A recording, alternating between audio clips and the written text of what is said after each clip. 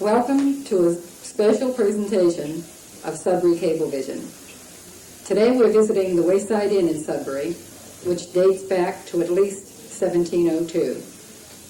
With me today is Frank Koppeis, and Frank has been the innkeeper here for the last 30 years. Frank, over the period of 30 years, you've seen a lot of history happen here at the inn. Perhaps you might tell us something about it. There are quite a few things of historical interest. It starts even with the Howe family, more importantly, I think.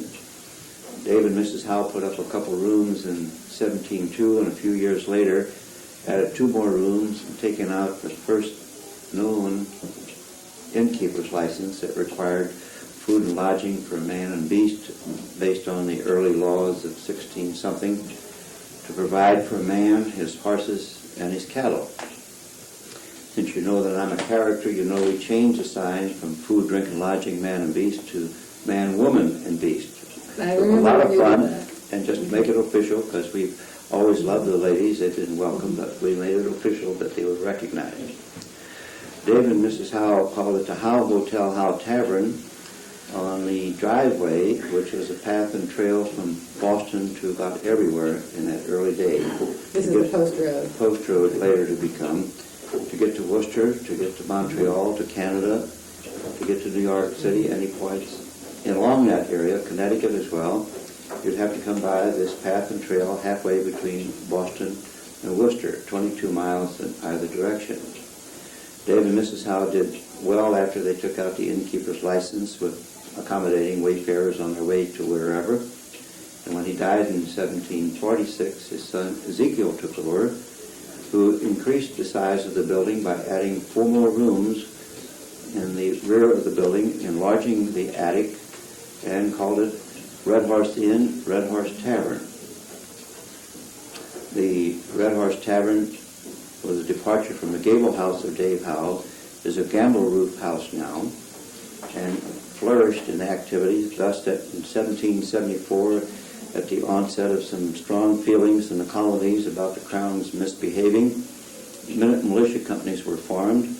Ezekiel Howe, a prosperous landlord, had also been one of the 5 selectmen in that early time in 1774 that voted at Oakham Town meeting unanimously to reject any idea of a tea tax, and if you were a so-and-so, if you had tea in your house because you were a Tory sympathizer type of thing.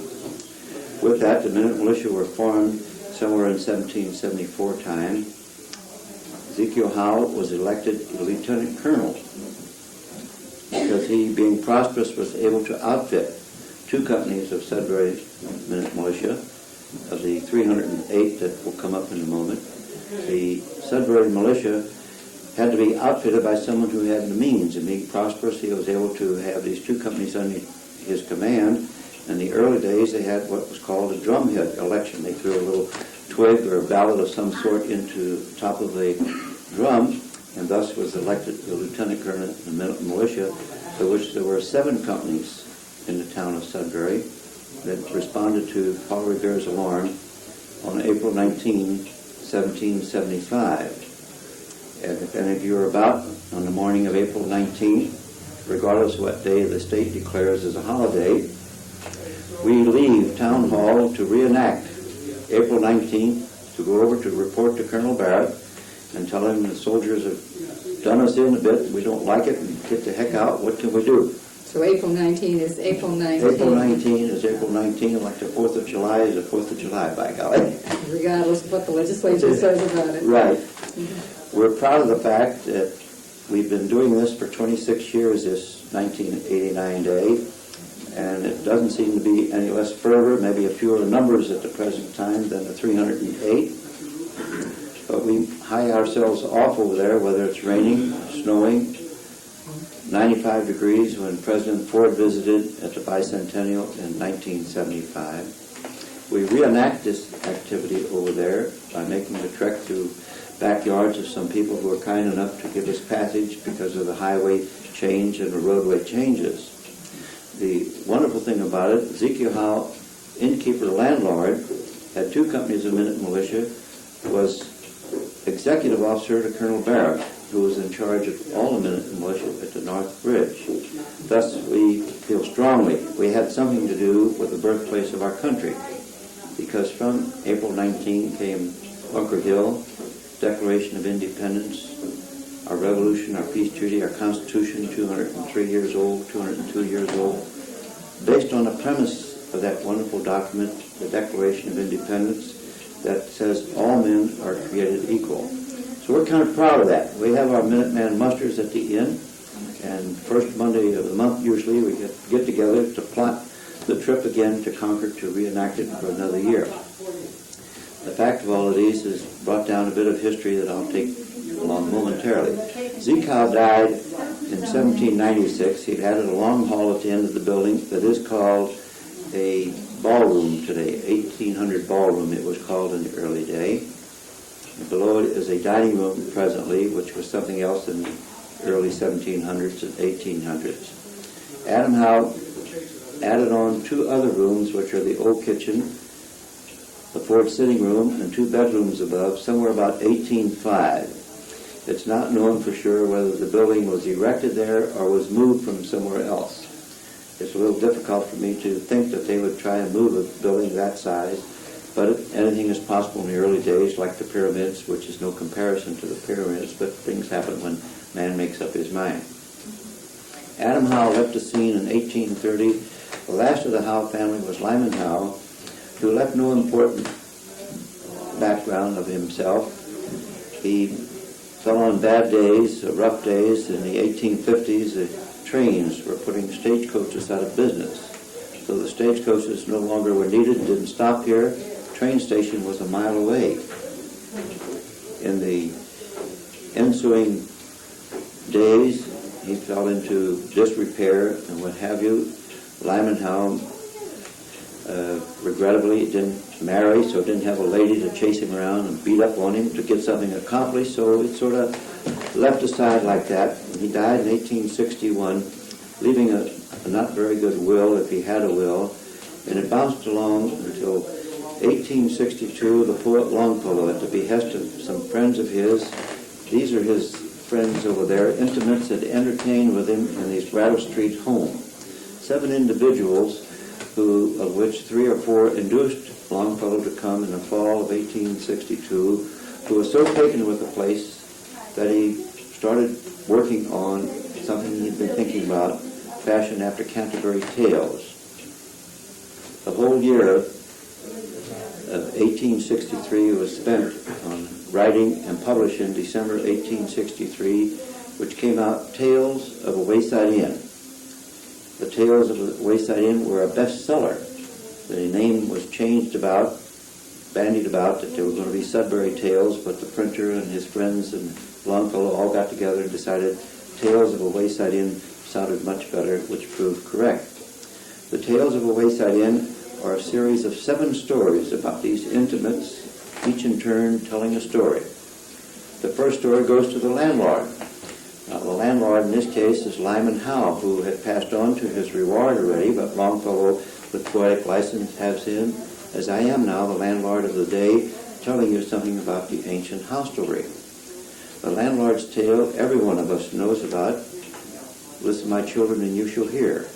It's Paul Revere's Ride that he wrote and penned in the Atlantic Monthly, 1861, January. It was his work, so when he started off the landlord's tale, it's simply Paul Revere's Ride, which he could use by poetic license, bring a man back to life to give the story. The other gentlemen involved there, one was Isaac Edrihi, the Spanish Jew, the merchant from Venice, Ole Bull, the Norwegian, famed musician, a violin in that day, Parsons, Luigi Monti, the young Sicilian who became fast friends with the poet Longfellow, who helped him get a consul job here after problems in Italy made it unhealthy for Luigi Monti to go back. All of these here changed the Red Horse Inn name to Wayside Inn, by which it's known today. I've gone off a bit on all of this bit of history here. I should mention there are some things in this room I'll try and tell you about a little bit later, if that sounds all right. We're one of the original two rooms now, aren't we? No, one of the four rooms. The original two rooms were first a 17-2 room on the left, which was an up and down room which you ascended by a rope ladder or whatever other means of getting upstairs. In 1716, when David Howe added on this section here, it was made into that gable-roofed house. This later became the landlord's parlor as time went on, where you see the nice wallpaper here is because Ezekiel Howe had prospered, as I mentioned, and so they had wallpaper, and it came from China. Interestingly, China has some problems today, and the Oriental motif is based on the fact that he was able to buy wallpaper because he was well off enough to do so. Zeke Howe, I guess, did quite a few things. Selectman, patriot. Now that we won, we can call ourselves patriot instead of rebels and seditious groups. The other parts of the building in back are called Lafayette Room. Lafayette did not stay here, according to all the information I can find. Some people have said he is. I'm still trying to find that he supposedly passed here, which can't be proven either. Washington passed here, but did not stop here. We can find no proof of that. Washington did that when he went to Cambridge, in 1775 to take charge of the Continental armies after the April 19th and Bunker Hill affray. The two rooms on the other side, one's called Hobgoblin Hall, that Longfellow found a place sort of run down from the disrepair that Lyman Howe allowed to happen. And so we reflected on the stained walls, the hobgoblin state of decay upstairs in the hobgoblin room, which was called the original ballroom, the little room off there where we took off the ballroom. No, we will be visiting each of these rooms as we go through the Wayside Inn. But before we do that, Frank, perhaps you might point out some of the artifacts in here that are of interest. One of the things I noted were the fire dogs here in the Cape of Tension soldiers, which is unusual. I'm pleased you asked that, because that is something, again, of a feeling of the colonies here who disliked the Hessian soldiers, mercenaries, who were brought over here on pay, and they were telling English subjects what to do, which is very distasteful, to say the least. So to give them their station in life a proper place, the lowest thing in life is to be a wood hauler or a holder of wood. So this is there where they could look at them and despise them and expectorate at them if they chawed tobacco in that early day. And that is the lowest position in life that you could be, is to be a fire dog, sort of thing. I see, so putting them in there, Right. put them in their place, I guess. That is right. Uh-huh. The small little intrigue, I was told that some of the wild flowers that grow about the countryside in New England, Massachusetts as well, came from the Hessian soldiers bringing over straw with their horses and bringing over the flowers that were normal in that part of the country. They came from Bavaria, I'm not sure just where. The piano, which I hope you'll show over there, was added. Well, perhaps we can start going over to some of these things Okay. and point them out.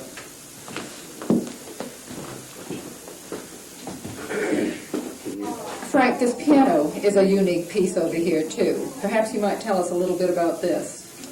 Yes, it's said to be the first piano in the town of Sudbury. Adam Howe bought it for his daughter Jerusha, who was an accomplished pianist, noted for her entertaining folks here when she was alive with Adam Howe. The piano was made about 1820. They were just starting to make pianos. It's a 5.5 octave keyboard. Has a pedal there which has a couple of tones to it.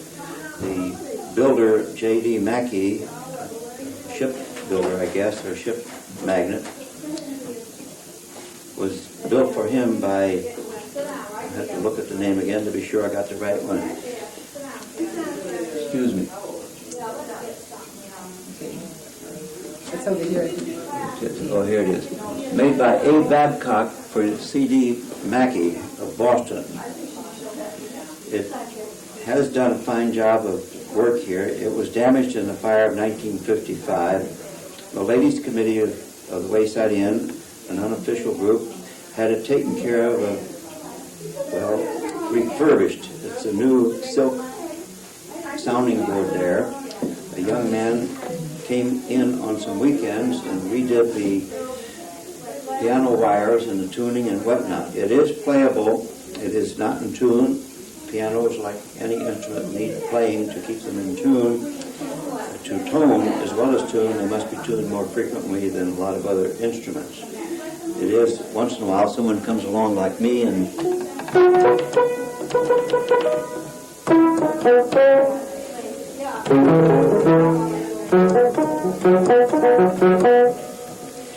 I see it still plays. it still tinkles a little bit, if you will.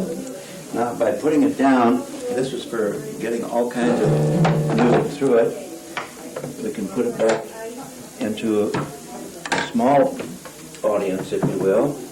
This has a little rack that comes up here, which has been in a state of repair, which is taken care of. I didn't realize she was out there. I was talking. The fire damage was very light or moderate. This is a part of the fire effects, which did not do too much damage, but the piano was taken into Boston and it was done over in a damaged sections, and that's why it looks so attractive today. Well, this is a little unusual to have drawers literally in the piano, isn't it? It is. I know I've seen piano benches that open up so that you can put the music in, and I suppose that that's what this was for, too. But I see it is still in playing condition. It has been used a few times for a little concert of an hour or so. Some folks we've had it tuned up for them, and it's rather interesting, the old musicians, how they came about. They're using different methods from the clavichord and the harpsichord into the piano, and today the modern Steinway and grand pianos of our day today. It is a delightful piece. The piano people have all kinds of records. You can find the background of Mr. Babcock and other people who made these great pieces. It has beautiful inlay work in it. Thank you.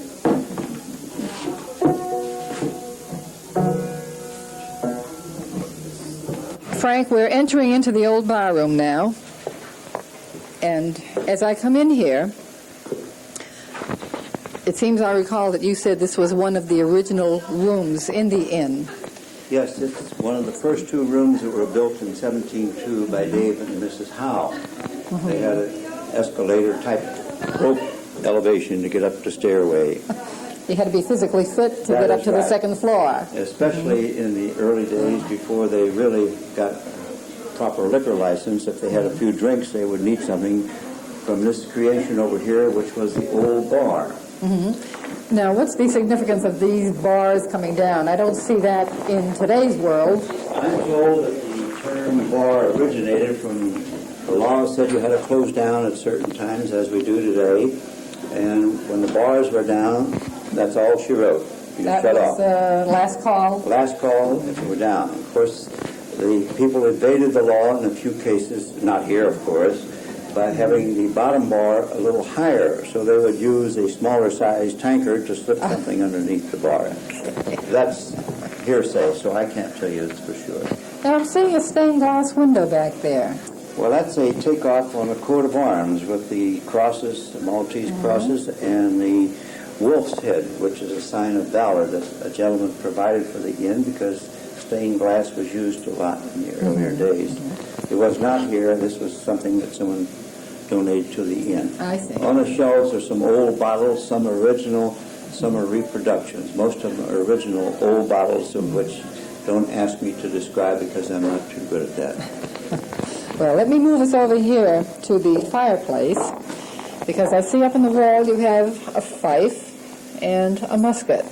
The musket is a Revolutionary War piece, which is secured there very properly. I might mention we do have a night watchman, and we have security measures in force at all times, because it is a temptation, possibly. We make frequent visits through the inn to determine that everything is satisfactory.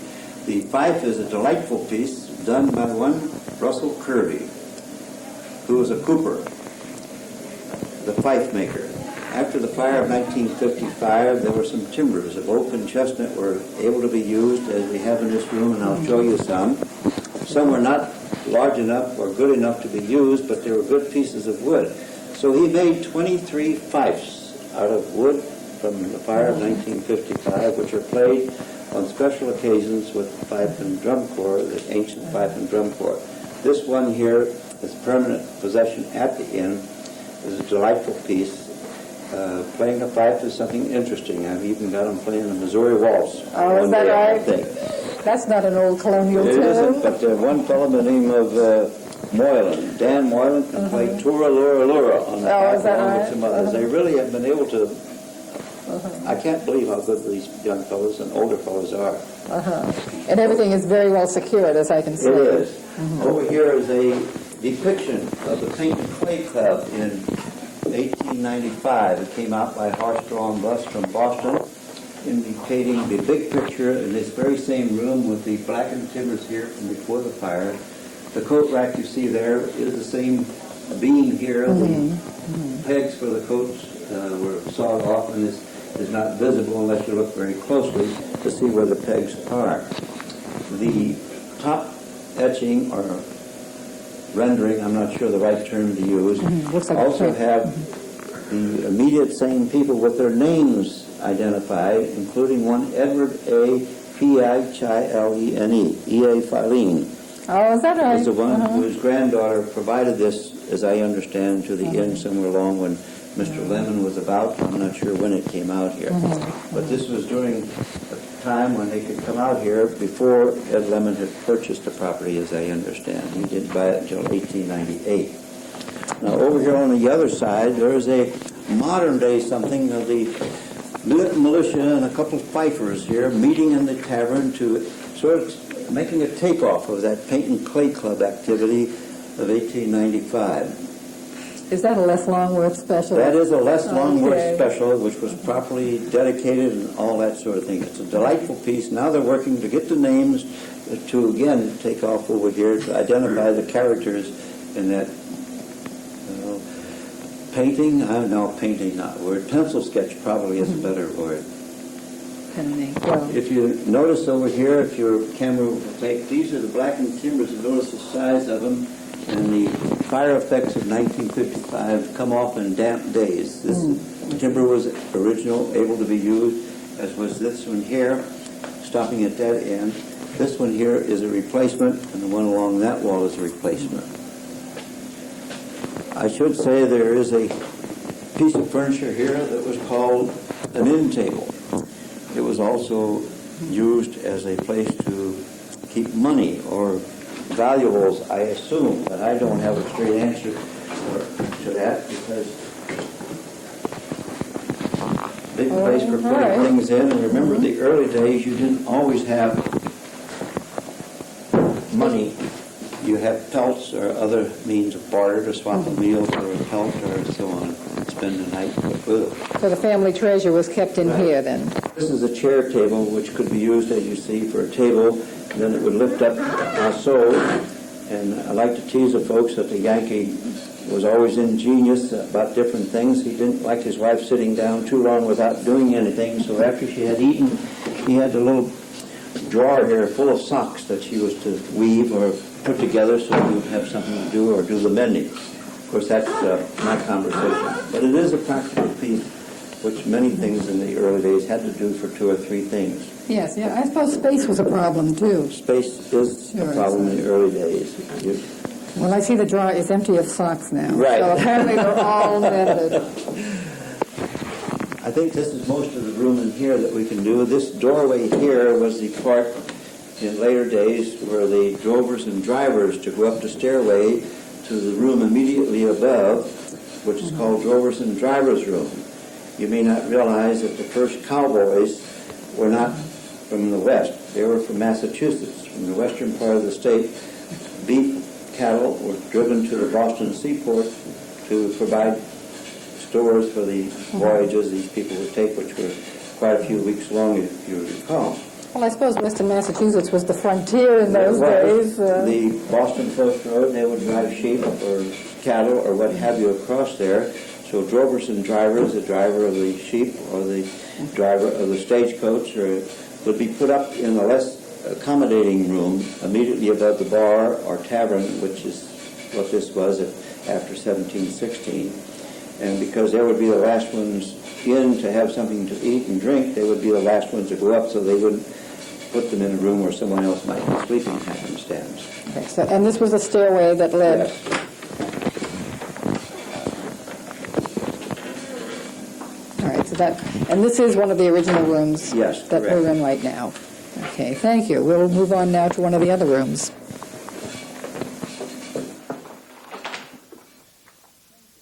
We're coming now into the driver's and drover's room.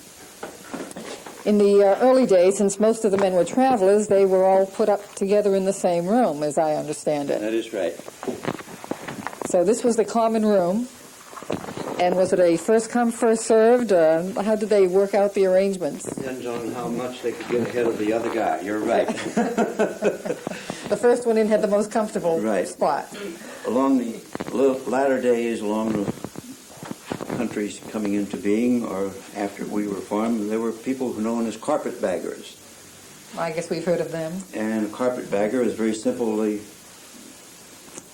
not a valise, but a handbag to carry your wherewithal as So you travel, it was- made out of carpet. Literally made out of an old carpet. Right.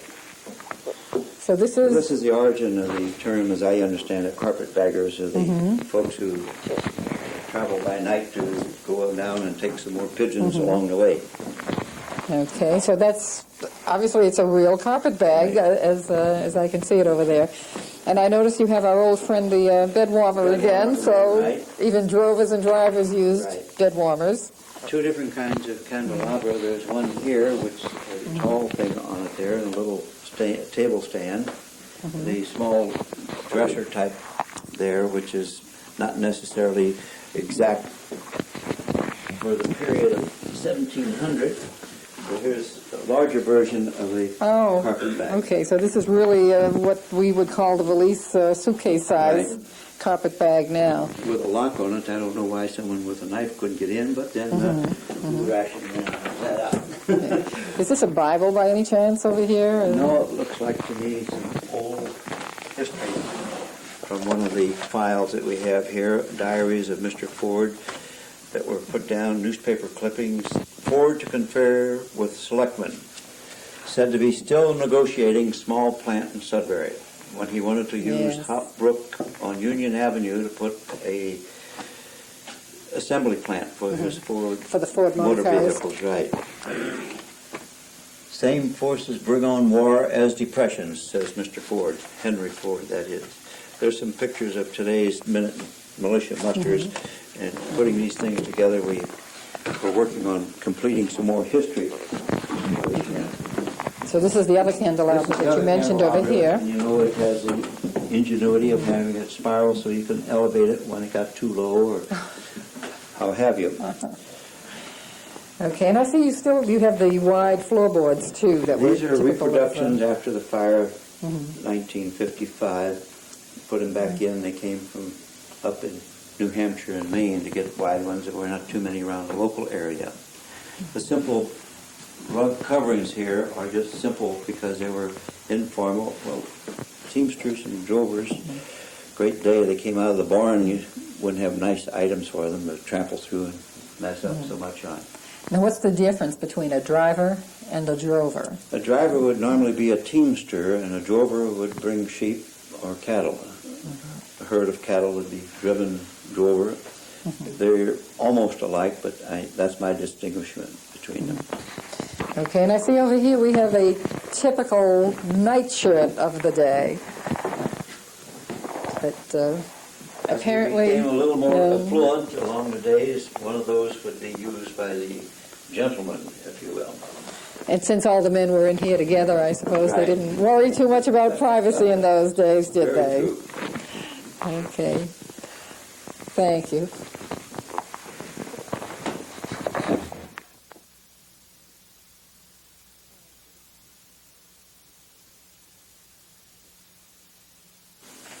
Okay. Well, we're coming into the Longfellow chamber now. And Frank, I take it this was a typical bedroom of the day when Longfellow was staying Yes, here. this would be standard roughly for 1862 and many inns. I'm satisfied. I must say that while it's called Longfellow Chamber, we do not know which room he stayed at when he came in 1862, nor do we know where he stayed in the 1840 visit here, whether he stopped overnight or not. But he did stop here on his way to New York, and that's written up in one of his histories there of Mr. Longfellow. Now, I see it's the typical canopy bed Right. with the side curtains. Do I recall that was to keep in the heat in the days before central Or heating? keep the cold from coming down so much. All right, so, okay, you were protected from drafts as Right. well, I guess. Uh-huh. And these dressers, I guess, were typical of the day, too, aren't they? Those date into the period and before 1860. The dates on I'm not very good at, so I'll defer from giving an actual time. They're all antiques in this room here, most of whom I'd say were saved from the fire. I don't know of anything in the room that wasn't saved from the fire of 1955, except that small chair over there, which is a latter-day addition or acquisition. It was not here at the time of the fire.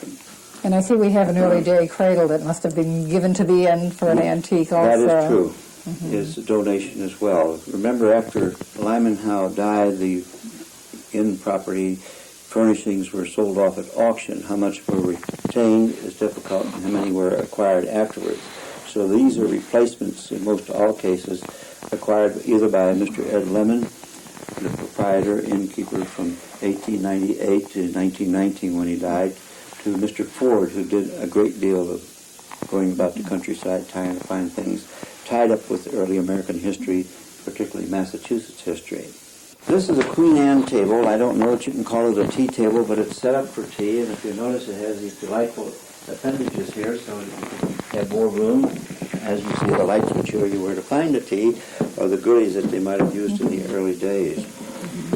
Queen Anne is the most delectable piece of furniture that I think can be made. They're also genteel, and so... Yeah, they're very delicate looking. Right. Very nice. Now, I notice we have a picture of Longfellow here in the corner. Is this a print that was made? I believe it was a print After he that was came made. here, There's an identification on it, and it's credited to Mrs. Edgar Marshall, it looks like, and it identifies Henry Longfellow, and it's copyrighted down here in the bottom side, for which my small print can't come out. Can you read that? I noticed that you mentioned that this happened after he lost his wife in a fire. Yes, he lost his wife in the fire of 1861 in his Brattle Street home, and in putting out the fire, Mr. Longfellow suffered fire injuries and burns, and thus the beard is said to have been grown to cover the scars to keep from being unpleasant looking, if it so be. I see it is, the copyright does say 1881 by George Barry in Philadelphia. Right. So I guess they're the ones who have done that. So this then was the typical room, and he could very likely have stayed here. We simply don't have it authenticated. Correct. That this was his actual bedroom. Remember when Paul Revere made it to Concord, according to the Tales of a Wayside Inn, Paul Revere Ride, the poem, remember Paul Revere was captured before he got to Concord. So Yes. poetic license is used for other situations, I guess, to bring things to sound more pleasant. That's true. Wasn't more it George interesting. Dawes who literally Dawes made and the... Prescott. Dawes That's and the final Prescott thing in there. arrived. Well, Dawes or Prescott apparently did not have good poetic rhyme Right. to it. And That is exactly on right. such things does history fall, I guess. So true. But this is very likely typical of the room in which he would have stayed Right. while doing the Tales of the Wayside Inn. As we go through, sometime the camera might pick up a sprinkler and a smoke detector. I should mention that all the building has sprinklers, and all sensitive rooms have smoke detectors, which is connected directly with the Sudbury Fire Department, who take 3 or 4 minutes to get here from 2 miles away. Yes, yeah. We realized that they didn't have them back in That's for 1861.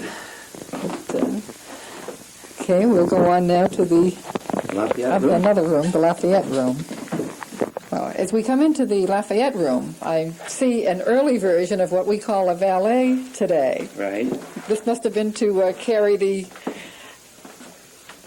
man's uniforms, jackets. No, actually, it was more for dresses and jackets, because on the bottom part is a boot jack.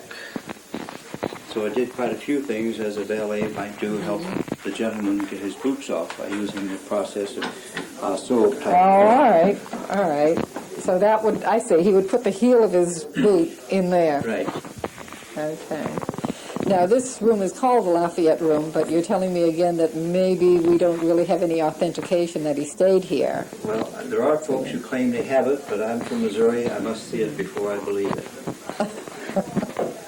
Now, with some of these things in here given to the inn? Yes. Many of these were provided after the fire of 1955. This chest over here, dresser chest, interchangeable, I guess, with words, was one, I think it was here before the fire, but Mr. Ford had acquired. I'm not sure how many things in this room were here at the time of the fire, because this is the part of the timber here that's blackened out was left in place to show the extent of the damage over this part. The rest of the place over here has traces only of timbers. So how much of the furnishings were able to be kept is the question mark. Okay, I see some artifacts over here. Right. That must have been donated. How do you like that fan? I was looking at this. It's really quite interesting now. I'm being very careful as I pick it up. Yes, it's frail. But it has, again, an engraving on here. On both sides. Several of the other items were donations by a fellow who got them from, I think, Saks in New York. I'm not satisfied as to the right names of the people in antique business who helped put things back together for the inn. Now, notice they mentioned that they had a dressing room off the bedroom, which was quite common in those days, wasn't it? That you got dressed in a room off to the side. Well, I'm told by an Episcopal minister from Her Majesty's Great Britain that this was most likely a powder room, ma'am, where the gentlemen would have their wigs powdered, and thus... Is that how the name powder room came about? This is a guesstimate, again, without having valid proof. Okay, thank you. We'll move on now to another room. I'd like you to glance at the wallpaper. That's a reproduction of the wallpaper that was found under several layers, I believe, of wallpaper that was here.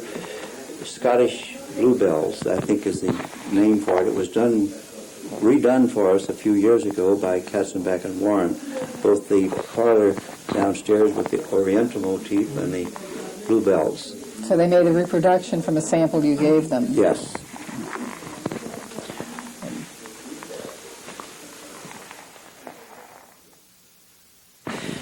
I find the name of this room intriguing, Frank. How did this become the Hobgoblin Room? I suppose when Longfellow came, he was sighing about the lack of hospitality, kind of like an old Hobgoblin Hall, he says in his Tales of the Wayside Inn. That was a little challenge when we first came aboard, because folks asked how I got interested in the inn, and I said, well, when I read the little masthead of Mr. Longfellow, it says, as ancient as his hostelry, when any in land may be, when men lived in a grander way with ampler hospitality. That's a very old Hobgoblin Hall, sort of decay, is what he wrote after that, indicating the hospitality had faded, the building was in sort of decay. So this became named the Hobgoblin Room. Hobgoblin Hall. I think probably as well the Indian gentleman or Indian brave or what have you in the early day was supposedly skirting around the corners of the building watching for the landlord's daughter so he could make eyes at her or what have you in that early day. Things haven't changed much So through that the years. elusive spirit of the Indian coming about also brought in, I guess, maybe the flavor for Mr. Longfellow's term, hobgoblin. It does have a little sense of something, since we mentioned the term hobgoblin. Watching a program last night, they mentioned something or other. The answer was witches instead of something else. You see, in the early days of Salem, you had problems. People were hung because they were supposed to have been witches. And now if you believed in witches, it's logical to believe there's an antidote or protection. The antidote was the door here, which is, if I may move it a little, which is in the shape of a cross, which protects you if you believed in witches. Yes. Likewise, the hinges are HL, signifying Holy Lord. So if you had those signals there, believing in witches, this would protect you from witches. This would keep you safe. Right. Now, I see as we're walking over here, another one of the original charred beams yes, up here. Yes, this is where they were tied in with a new piece of timber that had to take the place of that which could not be used. The same is true in the center beam here. This is in good shape completely. And in the corner here, the last one at that end is also old. The rest of it has been replacements. We have Mr. Washington's, General Washington's picture here, as well as another one. We've gotten those from folks who provided them to the inn. I do not recall which one came from whom. There's also a letter written in French over there by the Marquis de Lafayette on the opposite wall. Once a young lady interpreted for me, but I lost the interpretation of what he said over there. Might be interesting to know that he was a zealot, Lafayette. He was 19, so strong in favor of Mr. Washington, General Washington's ideas, and named his first child George Washington Lafayette. No, I don't think too many people know that. I haven't heard that story before. That's true now, considering the fact that he lived under a monarchy himself. Right. He had come over here to help us during the Revolution. He made our country possible, which is why I have a kind feeling every once in a while for the French folks when they've been maligned a bit. For Lafayette and his descendants too, I guess. Now this room leads us into the Ford ballroom over here. No, this is the 1800 ballroom. The 1800 This was ballroom. added on by Ezekiel Howe in 1796. Adam Howe made it into a ballroom, and it's set up for a party tonight, but the benches around there are called, if you were not asked to dance during the evening, you're called what? A wallflower. And where you sit? By the wall. Wallflower seat. Okay. I haven't heard that name in a long time. Right. Today the girls are asking the boys to dance, and the other way around. It used to be the gentleman always asked a lady to dance. Yes, I have to admit I grew up in I'm not sure I disagree with it or agree with it. in the general. Well, maybe it's a lot better now that they both have the freedom to do what they like. I think so. I have misgivings about treading on some kind of tradition, what have you. The rugs in this room, I might credit here to the Wayside Inn Ladies Committee, who purchased these rugs to replace some old, worn rugs. As well, they are responsible for this crewel drapery here, which is a replacement to those that were made in 1957-58 for the reopening of the inn following the fire of 1955. These ladies spent a little over a year and a half to 2 years, I'm not sure, at their sessions to make a reproduction of this crewel work, C-R-E-W-E-L, which is a fine, yes. I'm not sure the right term to use. Downstairs in the hallway, there's also a depiction of Concord, April 19th, and Sudbury's moving over there that they did. That took them 3, I think, years to complete. Okay, we'll go down and see that on our way down. Okay.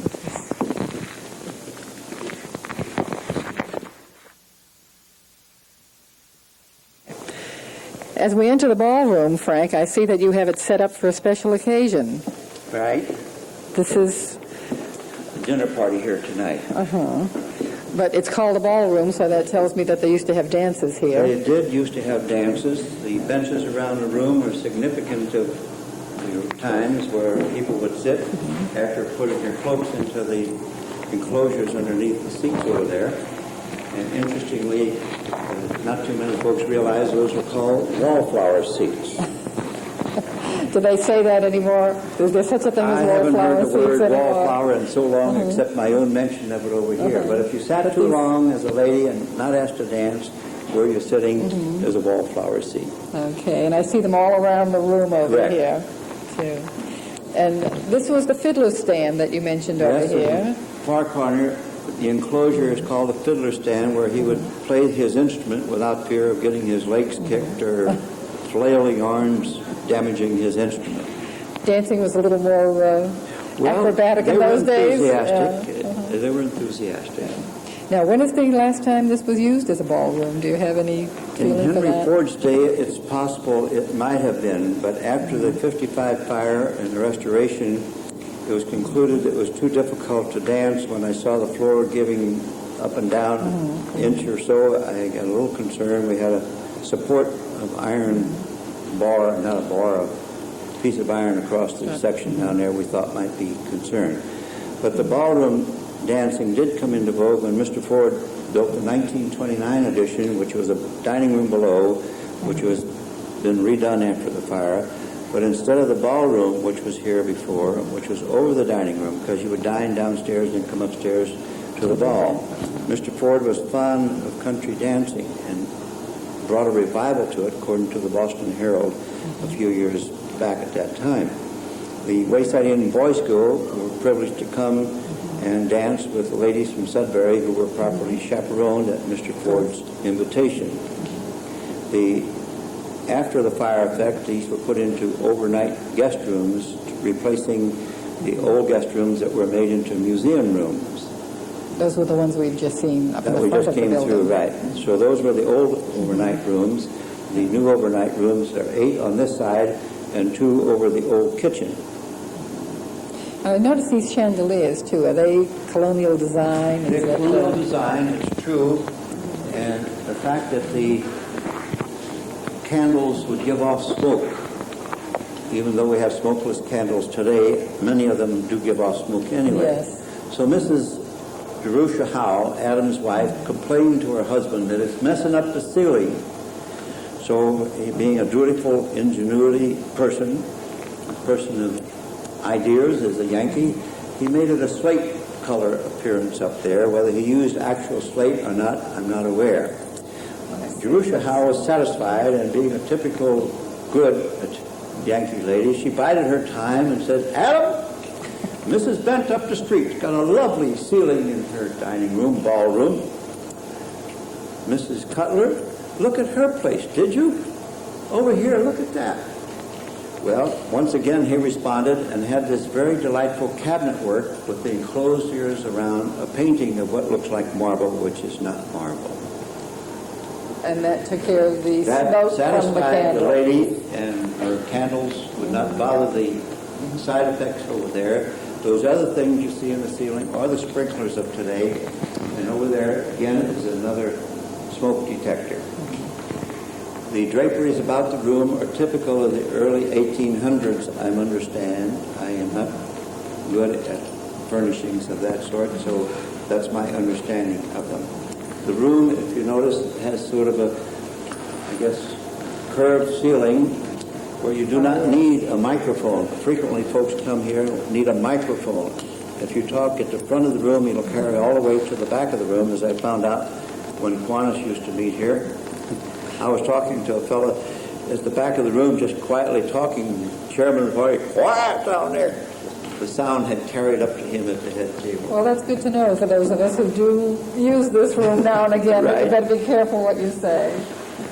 So, and now I see it's used for different groups and special events.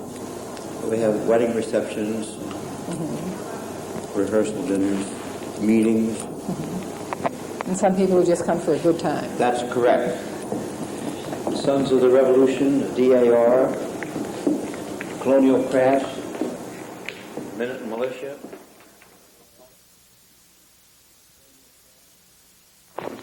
Okay, now this is typical of the rooms at Wayside Inn. Are the accommodations pretty much the same? You have double beds, twin beds?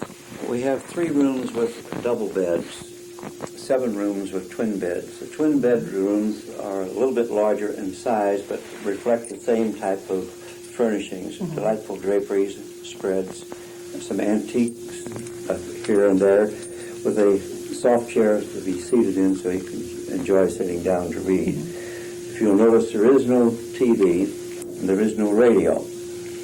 You really get away from it all. That's right. A place of repose, it seems, remote among the wooded hills, Mr. Longfellow said. So we do not have either of those. So you live up to that. Right.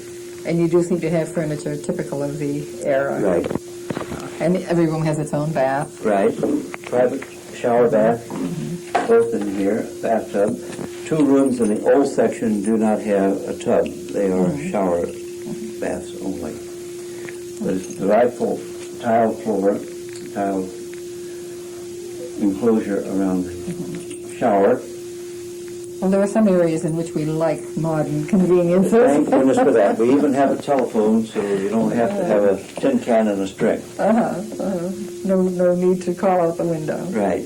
Okay, so this is quite comfortable. It is comfortable. We get the best of mattresses that we can find, and it's not unusual for folks to say, well, comfortable and good beds. How many rooms do you have at the Wayside Inn? Only 10. 10. We're the oldest inn, incidentally, because no one else as old as we are can put you up, put your horse up. Thus, our barn across the way has stalls for horses that Mr. Ford fixed up his barn after Mr. Lemon left the scene. Now, as we come out of the Ford room here, this door leads us out toward the Rose Garden. All right. And when was the Rose Garden put in? Was that also done at the same time that Henry Ford restored the inn? Ed Lemon was really the one who did the first big garden, then Henry Ford enhanced it or made it all the nicer. Well, this looks like a nice peaceful place to come to after enjoying a good dinner at the inn. It's a lovely spot. A lot of it.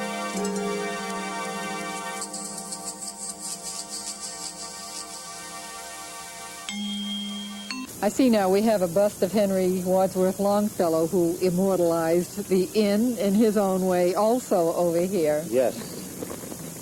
Most widely read poet in America, so I'm told. Some of his contemporaries didn't look upon him as being most expert or adept at it, but the honor of being placed in Westminster Abbey, a bust of Longfellow there by the English folks, certainly shows a credit to this wonderful poet. Yeah, there can't be too many Americans buried in Westminster Abbey. No, that's true.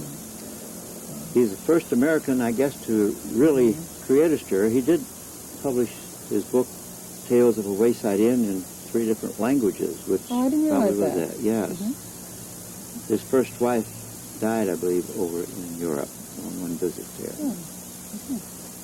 No, I didn't realize he'd been translated into other languages. That's true. I don't know which 3 they are, but this is my understanding. I have to find out about that one day myself.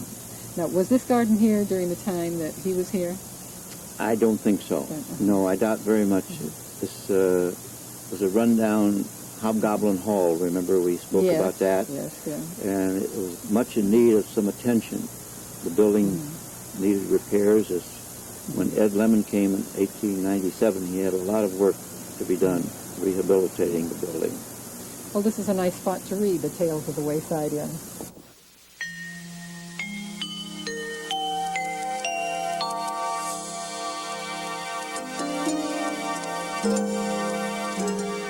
We're coming now to the front door of the inn. Yes, we're coming on the old post road that we're walking onto, which was the first Boston post road before 1898. So we're standing right on the original post road. That is right. That came right by the inn door. Correct. Over here. And as I see it, it continues right along down. Along this way here where the stone bridge of 1750 presumably is still in good shape. So was it a dirt road? I would guess so. The matter of fixing up roads in the early days, if you remember town reports, certain people were assigned instead of taxes to repair so many rods of the roadway. I like the idea. I think it's a good idea. It might work better today. We might take more care of our roadways. Now, this road, of course, is no longer the original travel post road. Right. And I see we have the Wayside Inn Road just a few yards ahead of us. Yes, Mr. Lemon agreed with the Commonwealth to move the roadway there because it moved barn across the way and allowed the horses to be less disturbed by the putt-putts of horseless carriages that came along. It also helped move the fragrance of the barn a little farther away from the building, too. Okay, and now, of course, the post road is still further up line. Yes, Boston Post Road 3 is about 200 yards south, which we are facing, and it's 1.5 miles of roadway that Mr. Ford built in 1929 at an expense of $380,000. Gave it to the Commonwealth for a dollar bill to keep the inn peaceful and quiet, because this being the main road, Boston to New York to Albany, everywhere in that day, the trucks and vehicles were shaking the foundation, disturbing the foundation of the inn, and the clutter as well was taking away the peaceful climate that Mr. Longfellow had reflected on when he came out here.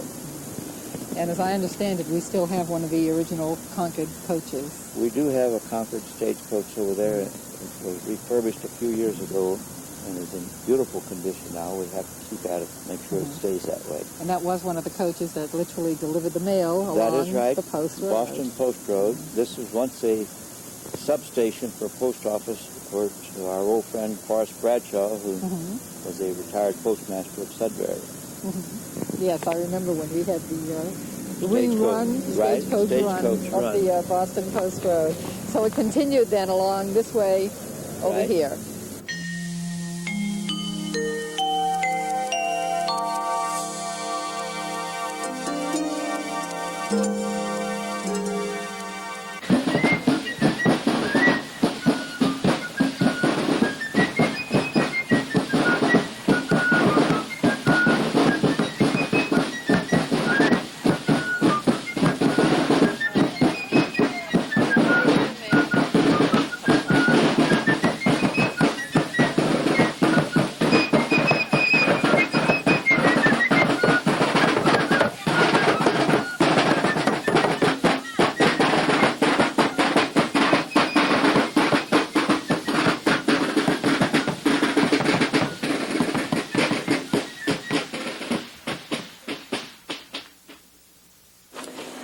Frank, I understand that this room now was named in honor of Martha Washington.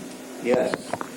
We have a lot of fun with it being over here. Neither George nor Martha ever visited the inn, particularly George passed by here, but Martha, no way, came up to Mount Vernon to take part. But honoring the first president, father of our country, why it's appropriate to honor his lady as well. So the innkeeper sometime in the early days, 1800 or what, called this Martha Washington, named in honor of his wife. And if you look over here, you'll see a delightful, I guess it's an etching type thing. I'm not sure how to describe those old pieces of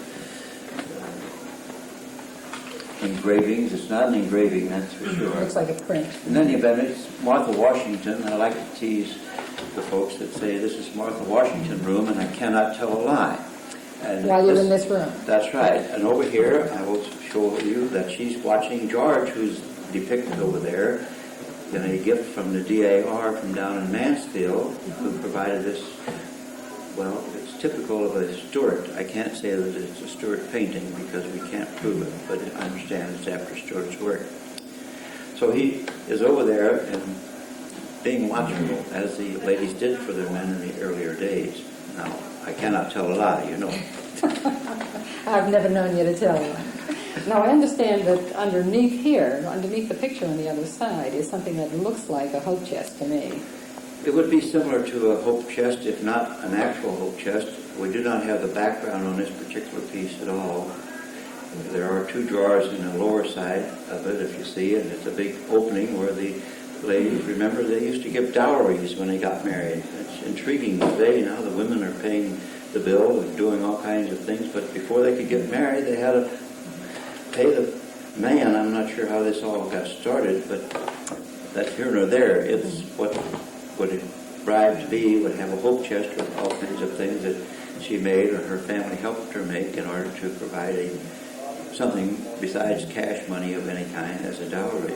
Well, in those days you brought your trousseau with you. Right. And you brought all of your linens with you. That is right. And I guess it was supposed to help you make a better marriage. Hopefully so, because a lot of them were quite good, but I hear that man did look after his lady in the early days and accorded her the respect and appreciation for the hard work that she did do. Yes. Now, as we came into the room, too, I had noticed that you have another one of those Dutch doors that I see Oh, throughout sure. the inn. Ours That's is over here. Right now, it's where the old bar was in the earlier days, and before Mr. Ford's day, it was still a bar, and it was the sort of serving room at the next room over, which is the old bar room there. This is the other side of the old bar. And the liquor storage, was there.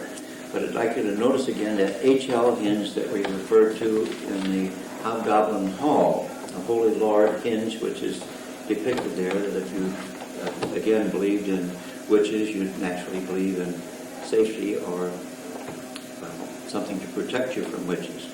And you'll notice again that little leather strap is a sort of what might be called a washer today to bind that bit of, not a screw there, but a brad type nail to hold the door, and it lasts quite a long while. That's the same one that was put in there in the restoration process in 1956, 1958.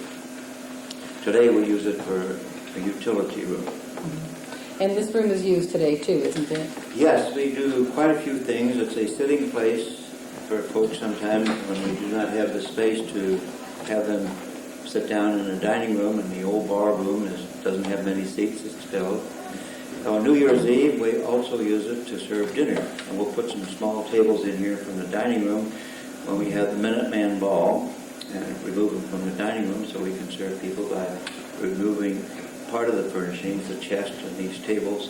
We'll go out and we'll put some tables here to accommodate more folks who want to take in the Minuteman Ball. All You right. have another small, almost private dining room here. Let's go on to that. Fine. Back this way, please.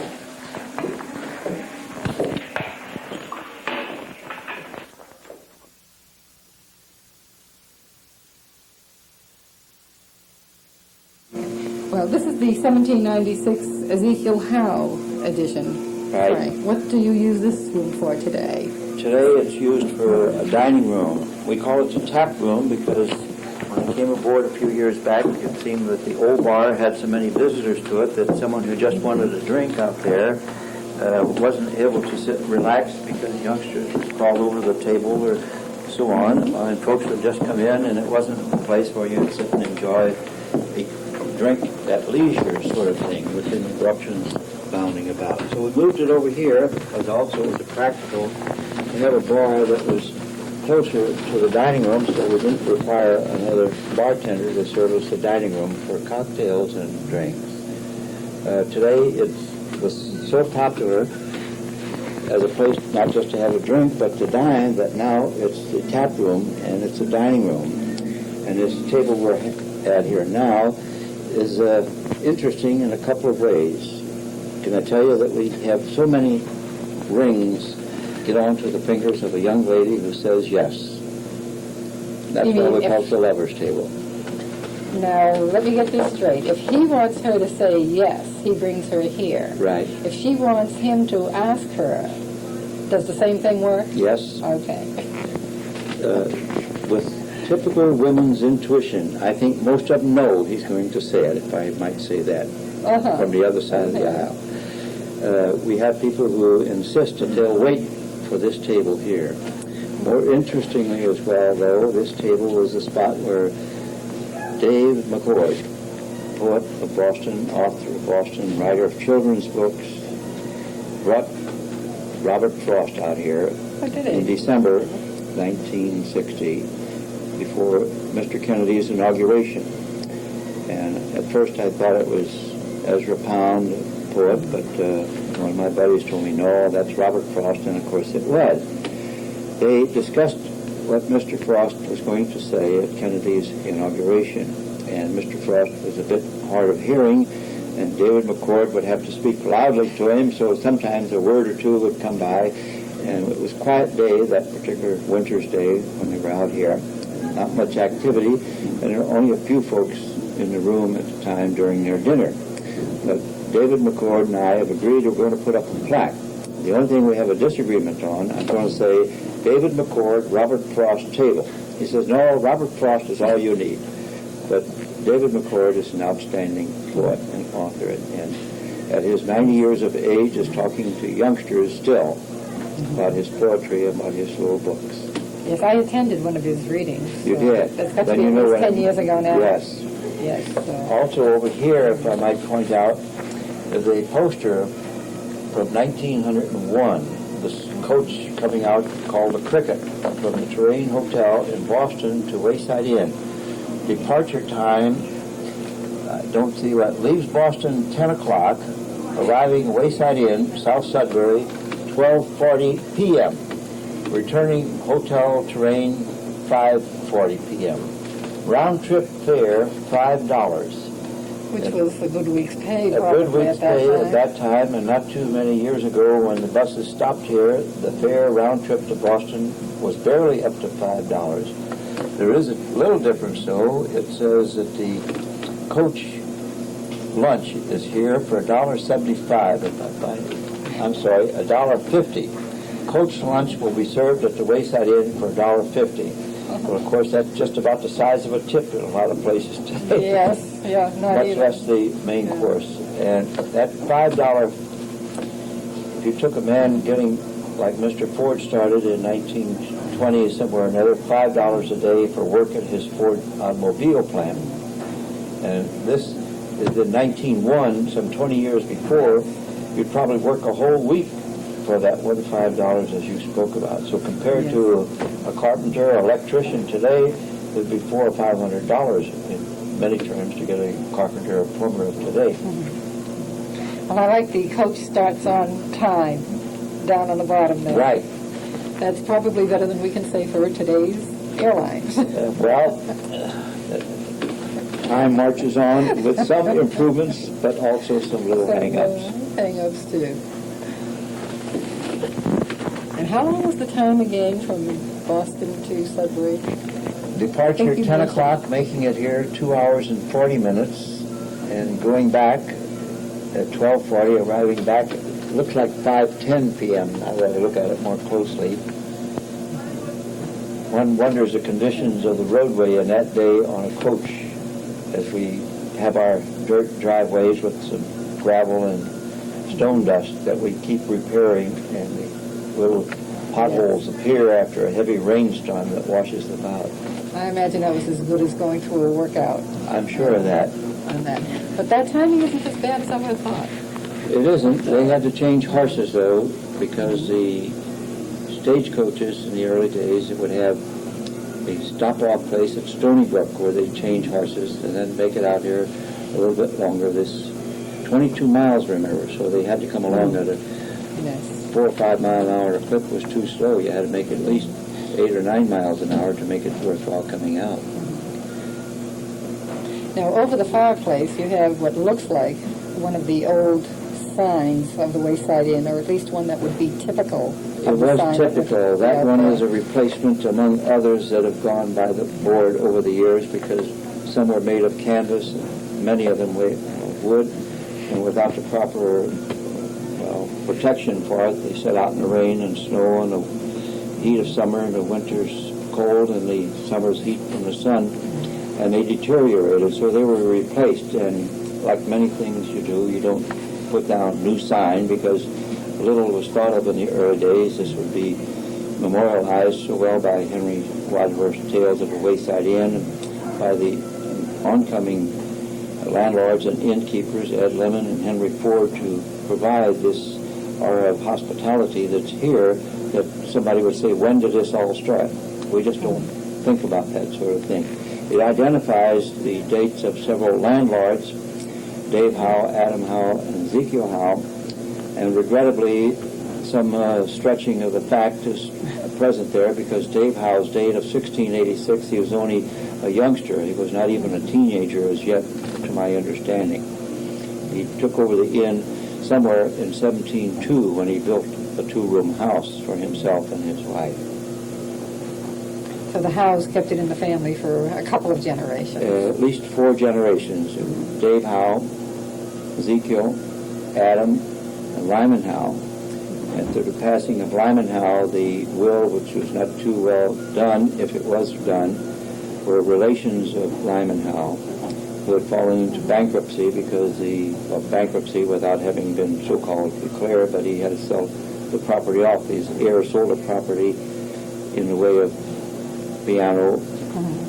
Different items of the inn were sold away and reacquired, hopefully, by Mr. Ford. Regrettably, in the interest of trying to merchandise something, folks would claim this was the piano mentioned by Longfellow. Somewhere along the road, I found a notation by someone writing about it, said he purchased 12 original clocks that were supposed to be at the inn. So I make no play about the fact, except that Longfellow did describe the clock in the parlor as being done by Ed Faulkner. Oh, wait a minute.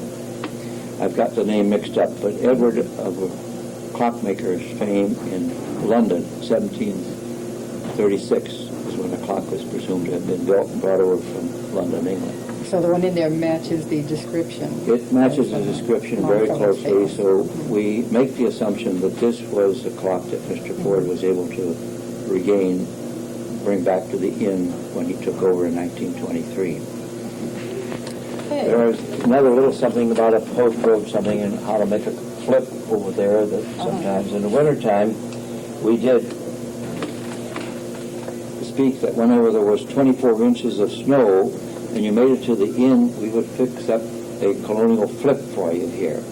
And that flip is made with some rum, eggs, some sugar, and possibly some spice. I'm not too sure with the different variations which is the right flip, but in any event, the center point of it is you would take a loggerhead. A loggerhead is something you would open a cask which had a knothole or a bunghole on it, and you'd put the loggerhead into the fire until it came out white with heat, and that was the time to put it into the container, tankard flip, which would caramelize the sugar that was in there and gave a delightful tasting drink with the rum.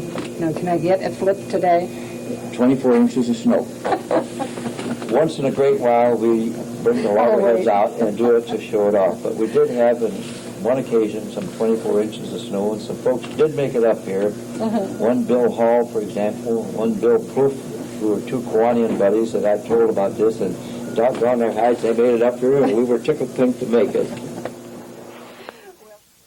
Now, I see, Frank, that we have the pewter mugs hanging above our heads over here that have been given to the colonels of the Minutemen militia as they completed their terms. Do you want to tell us a little bit about them? I noticed that this one, the first one, of Colonel Bonazzoli, has a little different seal. Yes, that was the start off of the first ones where they were embellished upon for the later ones there. Al Bonazzoli was our first colonel, and he was so humbled by the choice between the committee to make him unanimously the colonel to emulate Colonel Ezekiel Howe that he scratched his head a bit as he's trying to say thank you and acknowledge the honor. He says, the only thing that's bothered me, though, fellas, he says, how the heck's the name Bonazzoli going to sound at the head of a Minuteman company? Each year after the colonel takes the troops to Concord to reenact Sudbury's part in the April 19th fray, the colonel is presented at the Militia Regimental Ball, which follows victory at Concord. As we call ourselves victorious, we made it through and have come out our United States. And for his valiant efforts in leading these erstwhile troops of mismanaged, misorganized, or what have you, that we go over to Concord and set the world straight on how things should be. So he is then presented a tankard with his name on it, and with it, Come If You Dare is a lead-off one. The rest of them say, for the great work that you've done in leading the troops over there. Well, this one of Bonazzoli's, Colonel Bonazzoli's, does say, Come If You Dare, the Sudbury Minutemen Foot Company. Now, I notice on one of the later ones, it literally has the seal of the Wayside Inn on it. Yes. And each one is inscribed on the back. This is correct with the person's name that was the colonel.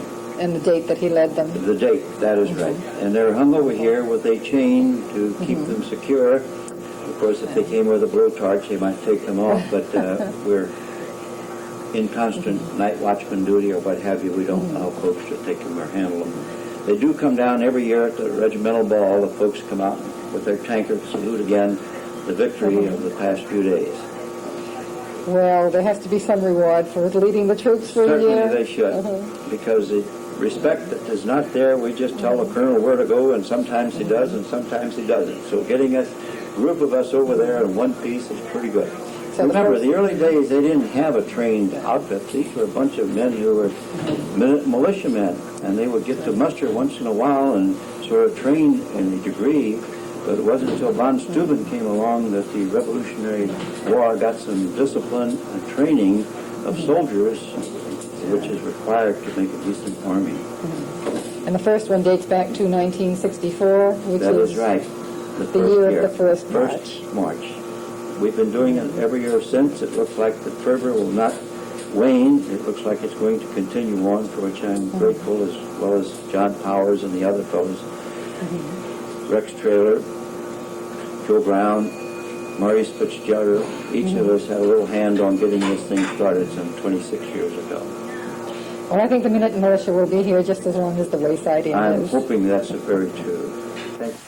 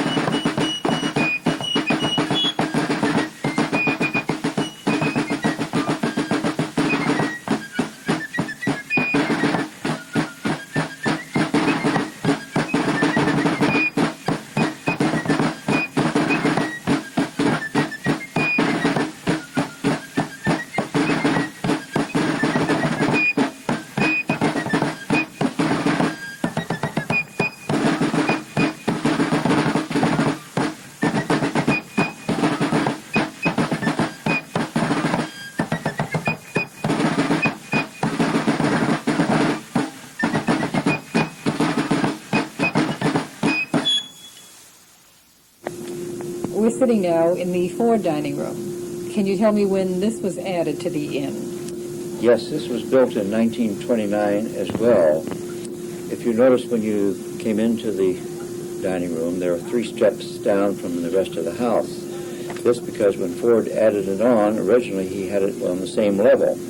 But having stood in the parking lot across the way and seeing the peak of the new building roof ahead of, sticking above, protruding above the old building, the front of the house of 1746 and 1796, he decided he didn't like that, so he tore it back down and lowered those 3 steps in order to provide no sign of this from the street at all, from the parking lot or side of the hill.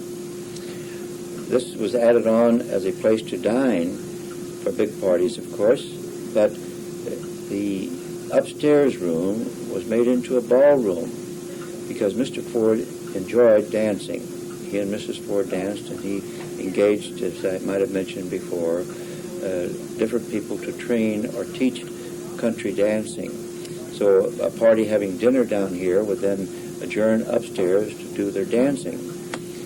Kurt Harding and his wife Jean were married here the night of the fire of December 22, 1955, and they were always worried that we'd accuse them of having made the fire possible, but that was caused by a defective flue because it was a cold night and the heat called on for the flue not being properly made or insulated caused the fire of 1955. But this is put back together again as you see it now in here, as it was roughly in 1929 when Mr. Ford built it. Probably the drapes are a bit different and the tableware might be a bit different. But basically, it's the same room, same building from 1929 that Mr. Ford built. Well, you had a lot of distinguished visitors in that time. And it seems to me that I remember now that you have a sap bucket over here with some distinguished signatures. Oh, you remember that? Yes, indeed I do, and I'm still trying to find someone to make the container so we can put it on public display, because it's too precious an item where Mr. Ford signed it, Cal Coolidge signed it, John Coolidge, Harry Firestone, Thomas A. Edison, and one fellow, E.P., Edward, Prince of Wales, who at Mr. Ford's trip to Detroit with the Prince, Crown Prince, what is the term of that gentleman when he succeeds to the throne? Well, Edward, the Prince of Wales. He's the Prince of Wales, that's what he is, yeah, right. Yeah, he's Prince of Wales until he becomes king. That's it. Well, he went to the Ford plant to see the Ford Motor Company in production, and while he was there, Mr. Ford had him add his name to the bottom of that sap bucket, which we have.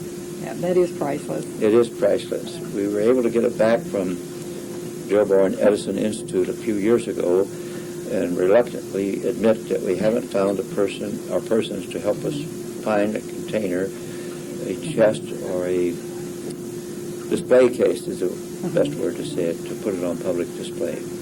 Well, it's one of the treasures of the inn. It is. We can look forward We hope to seeing. have it done for the 350th anniversary, let me put it that way. About how many visitors do you have coming through here in the course of the year? The visitors to the inn and to the estate is difficult because not everyone who comes to visit dines or has a drink, if you will.